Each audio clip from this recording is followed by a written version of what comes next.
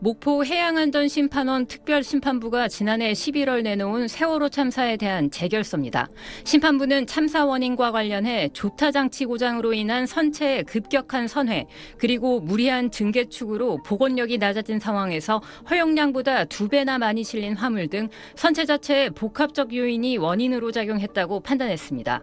특히 승선자 476명 가운데 304명의 인명피해가 발생한 건 선원들이 제대로 구호 조치를 하지 않은 탓으로 결론 내렸습니다. 사람이면 어떻게 달아나는 소리로 그렇게 못하고 다른 사람도 안 하니. 심판원은 참사 이후 지속적으로 제기됐던 잠수함 충돌 등 외부 요인에 의한 침몰 가능성, 즉 외력설은 증거를 찾을 수 없었다며 완전히 배제했습니다. 외력설에 대해 가능성을 열어뒀던 2018년 선체조사위원회와 2022년 사회적 참사 특별조사위원회 결론과 달리 선체 자체 결함이 사고 원인임을 분명히 한 겁니다. 해양안전심판원은 해양사고 원인을 조사, 심판하는 국가기관으로 참사 10년 7개월 만에 나온 국가기관의 첫 공식 판단입니다. 심판원은 이준석 선장을 비롯한 항해사와 기관사들에 대해 면허 취소와 업무 정지 조치를, 선사인 청해진 해운에는 시정명령을 내렸습니다. 하지만 당사자들이 판단에 불복해 중앙해양안전심판원의 2심 절차가 진행 중입니다. 이런 가운데 청해진 해운을 상대로 한 1,800억 원대 구상권 청구 소송의 일환으로 정부가 진행한 간이변제 충당 신청을 법원이 받아들인 것으로 확인됐습니다. 청해진 해운이 항고했지만 7일 이내 항고 기한을 넘겨 각하됐고 세월호 소유권은 지난 2월 22일 정부로 완전히 기속됐습니다. SBS 유덕기입니다. 지난 6월 네덜란드에서 진행된 모형 실험의 결과가 한 인터넷 언론을 통해 공개됐습니다. 여러 방법으로 힘을 가해도 선체가 선회하는 정도가 사고 당시의 항적처럼 나오지 않았다는 내용이 담겨 있습니다. 또 사고 당시 세월호의 급변침은 외부 충격이 아니라도 설명할 수 있다고 결론지었습니다. 하지만 선체조사위원회 일부 위원들은 배의 속도 같은 실험 조건이 제대로 반영되지 않았다며 반박하고 나섰습니다. 외력을 가하면 선회하는 정도가 늘어나는 것 역시 확인됐다며 여전히 외부 충돌의 가능성을 배제할 수 없다는 의견을 냈습니다. 마린 용역 보고서에 나와 있는 결론이 그게 마치 정답처럼 무조건 따라야 되는 게 아니라 발주처로서는 용역 데이터를 분석해서 우리의 입장으로 결론을 낼 수 있다고 생각합니다. 외부 충격과 선체 결함으로 엇갈린 의견이 끝까지 팽팽히 맞서면서 결국 두 종류의 보고서를 모두 작성하기로 결론났습니다. 세월호의 보존 방식과 장소에 대해서도 유족의 희망과 비용 문제 등이 맞물려 역시 결론을 내지 못했습니다.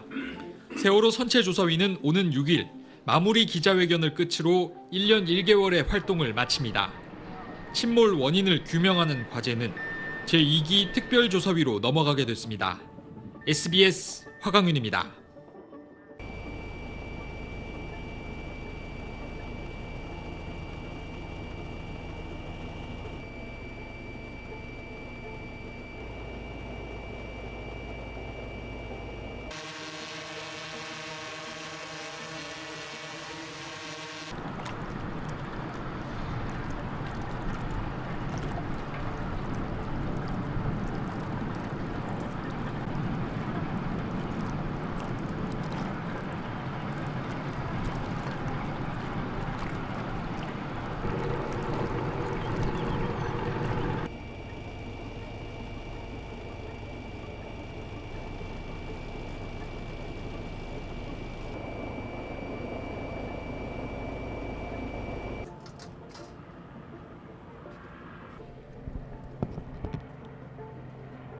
우선 이 어려운 과업을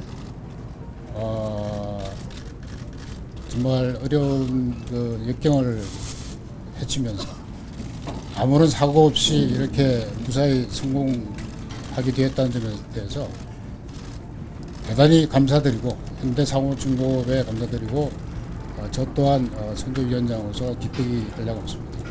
특히 그동안 저희 작업을 인내심을 가지고 지켜봐 주신 가족 여러분들, 오늘 배가 세월호가 천천히 일었을 때 그 순간순간마다 가슴에 눈물을 흘렸을 우리 가족분들에게 조그만 위로가 되었으면 좋겠습니다.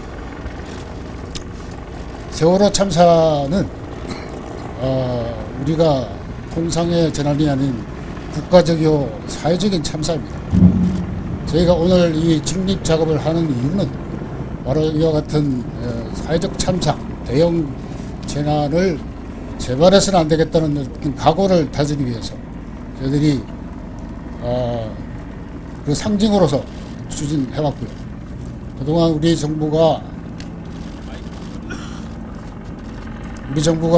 그 철저한 진상규명 그리고 철저한 수습을 약속드렸습니다. 그래서 오늘의 선제 직립은 우리 정부가 또 우리 국가가 그러한 약속을 틀림없이 실천하고 이행한다 하는 그런 상징으로 봐주셨으면 좋겠습니다. 앞으로 저희 남은 기간 선조위는 우선 그 미숫자 수습을 최우선으로 다음으로 추진할 것이고 그 다음으로 나머지 저희들이 아직 들어가 보지 못한 기관 구역에 대한 조사를 진행해서 차질 없이 저희 임무를 완수하도록 하겠습니다. 감사합니다.